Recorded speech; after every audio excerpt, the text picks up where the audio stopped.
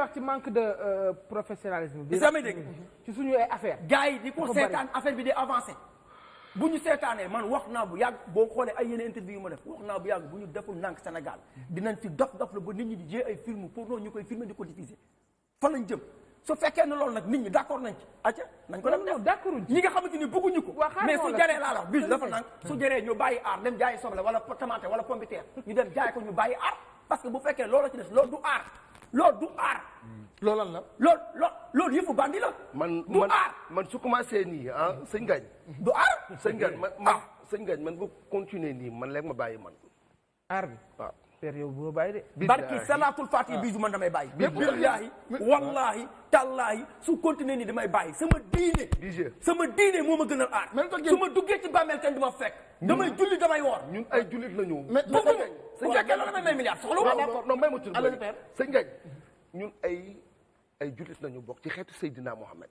ñu war a jàngale ñun dañu war a wane le bon exemple waay non li mu wax dëgg la ñun dañu war a wane le bon exemple boo nekkee ci dëkk bi liggéeyoo jéemoo dara di taxawaalu luñ la jël nga dem ca nit day wuti métier.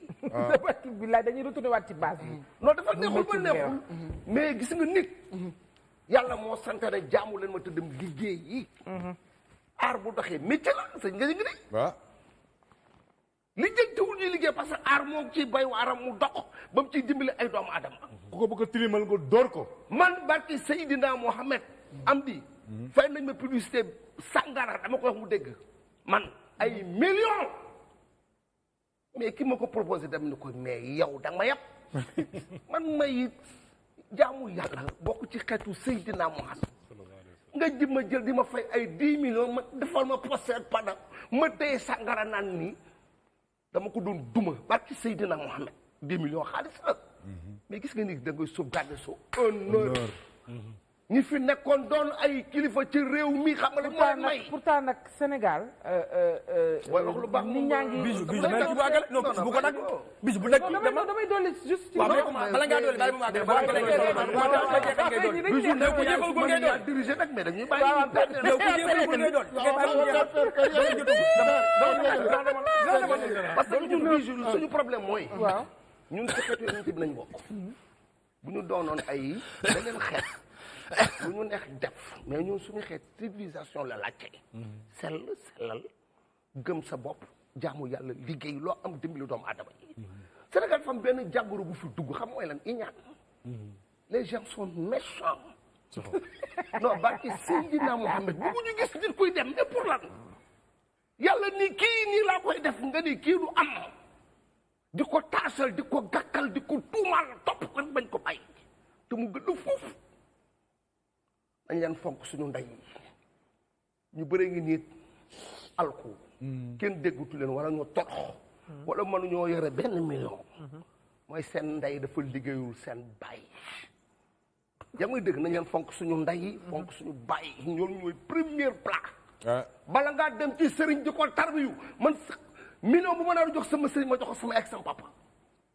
bu desee ma jox sama sëriñ am naa ci droit waaye jël valoriser nit ñi bàyyi sa waajur yi nga xam ne ñoo sonn ci yow ndax bàyyi moo reflet Sénégal moo tax léegi xale yu bëri tekkeetuñu da ngay am sa ndey di kalan ànd ak moom mu jël ay doomam récupéré jël bàyyi ba teg na lee yaa ma dégg jël moo nin bi yéen ñaar ngeen séq ko ngay wax sa bàyyi loo xam ne ba say doom jëppi la bu ñu amee 1 milliard yëkkati 10 000 francs jox ko seen bàyyi yëkkati 100 millions jox ko seen yaay mais nga yaakaar ni loolu dina defar réew mi loolu moo ko yàq suñu valeur nañu perte. mais nag nday moom xam nga nday moom suñu valeur nañu perte. nañu delluwaat ci suñuy valeur.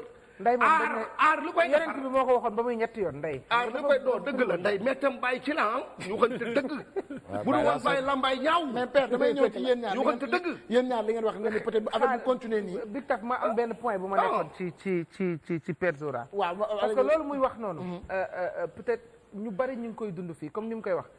dafa am benn jikko boo xamante ne fan yi dafa commencé am. muy sos bi. bon bi ak tuumaal nit ki. di toroxal nit récemment Wally Seck dund na fi tuuma bu mel noonu.